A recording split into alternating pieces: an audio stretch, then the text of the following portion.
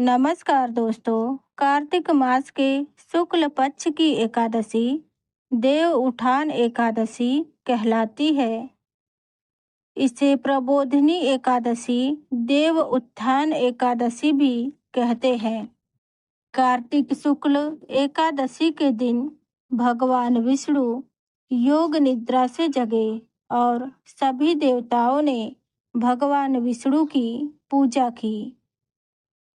पौराणिक समय में दैत्यों का राजा दंभ हुआ करता था। वह बहुत बड़ा विष्णु भक्त था। कई सालों तक उसके यहाँ कोई संतान नहीं होने के कारण उसने शुक्राचार्य को अपना गुरु बनाकर उनसे श्री कृष्ण मंत्र प्राप्त किया। यह मंत्र लेकर वह पुष्कर सरोवर में घोर तपस्या करने लगा। उसकी तपस्या से प्रसन्न होकर ब्रह्मा जी ने उससे वरदान मांगने को कहा। तब शंखचूड़ ने वरदान मांगा कि वह हमेशा अजर व अमर रहे, वह कोई भी देवता उसे मार न सके। ब्रह्मा जी ने उसे यह वरदान दिया और कहा वह बदरी वन में जाकर धर्मध्वज की पुत्री तुलसी से, जो तपस्या कर रही है, उससे विवाह कर ले। शंखचूड़ ने वैसा ही किया और तुलसी के साथ सुखपूर्वक रहने लगा। उसने अपने बल से देवताओं और असुरों, दानवों व राक्षसों, गंधर्वों, नाग, किन्नरों सभी पर विजय प्राप्त कर ली। वह भगवान विष्णु का परम भक्त था। शंखचूड़ के अत्याचारों से सभी देवता परेशान होकर ब्रह्मा जी के पास गए और ब्रह्मा जी ने उन्हें भगवान विष्णु के पास ले गए। भगवान विष्णु ने कहा, शंखचूड़ की मृत्यु भगवान शिव के त्रिशूल से ही होगी, अतः आप लोग उनके पास जाएं।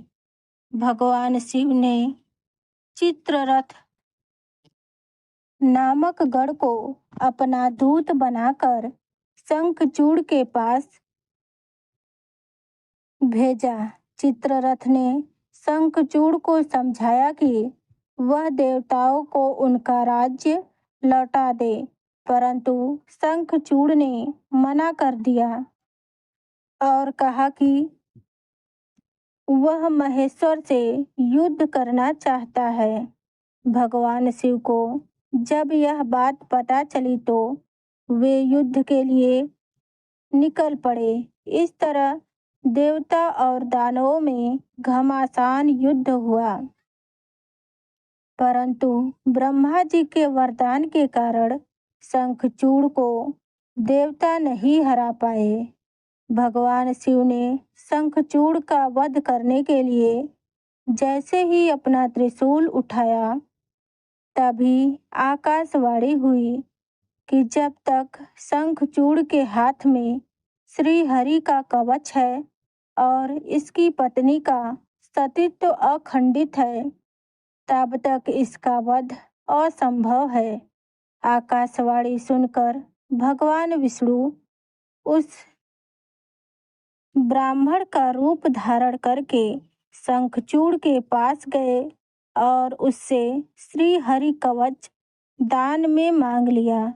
शंखचूड़ ने वह कवच बिना किसी संकोच के दान कर दिया। इसके बाद भगवान श्री हरि ने तुलसी के द्वार पर अपने विजय होने की सूचना दी। तुलसी यह सुनकर बहुत ही प्रसन्न हुई और पति रूप में आए भगवान विष्णु का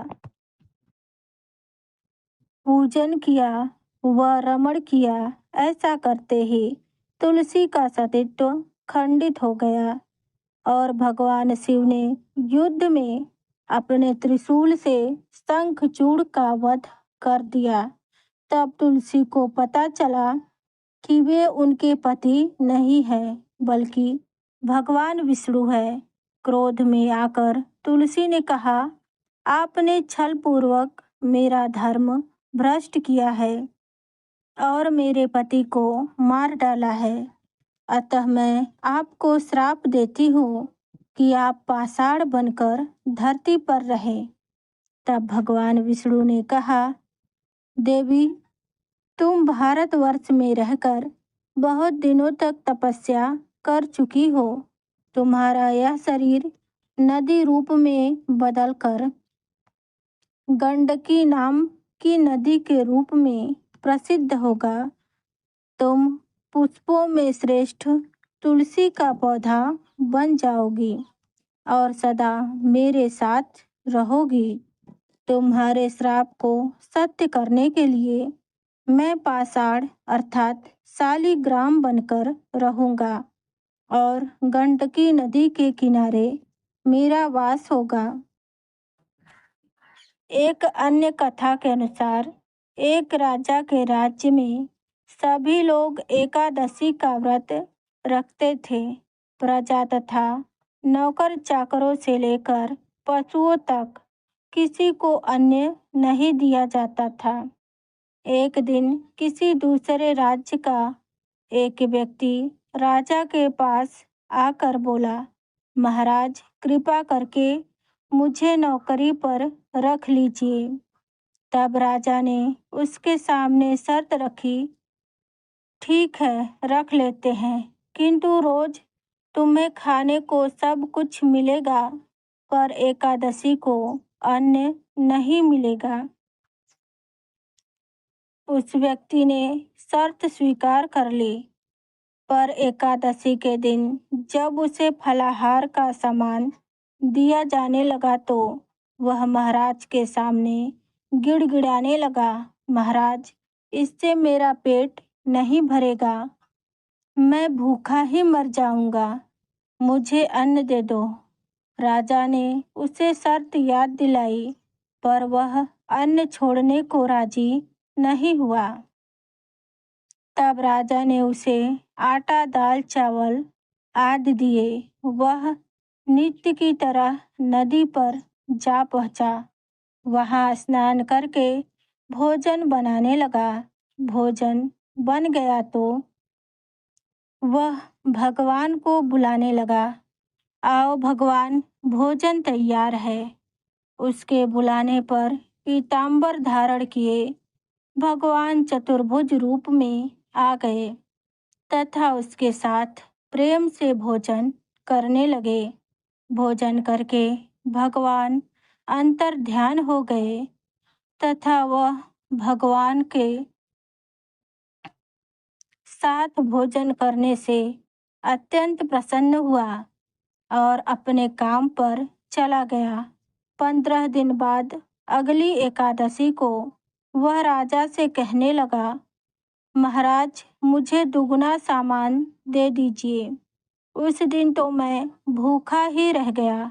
राजा ने कारण पूछा तो उसने बताया, भगवान भी हमारे साथ खाते हैं, इसलिए हम दोनों का सामान पूरा नहीं होता। यह सुनकर राजा को बड़ा आश्चर्य हुआ और वह बोले, मैं नहीं मान सकता कि भगवान तुम्हारे साथ खाते हैं।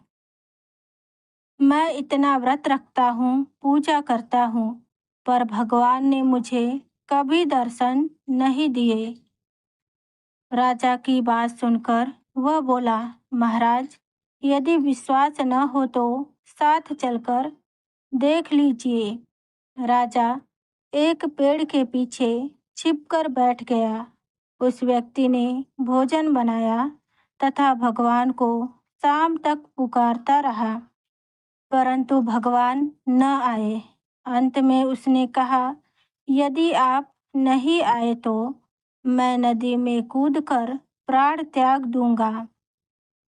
जब वह प्राण त्यागने के उद्देश्य से नदी की तरफ बढ़ा तो भगवान ने उसका दृढ़ इरादा जानकर शीघ्र ही प्रकट हुए और उसे रोक दिया और साथ बैठकर भोजन खा पीकर अपने साथ उसे विमान में बैठाकर अपने धाम ले गए। यह देख राजा ने सोचा, व्रत उपवास से तब तक कोई फायदा नहीं होता जब तक कि मन शुद्ध ना हो, और इससे राजा को ज्ञान मिला। वह भी मन से और शुद्ध विचार से व्रत उपवास करने लगा और अंत में स्वर्ग को प्राप्त हुआ।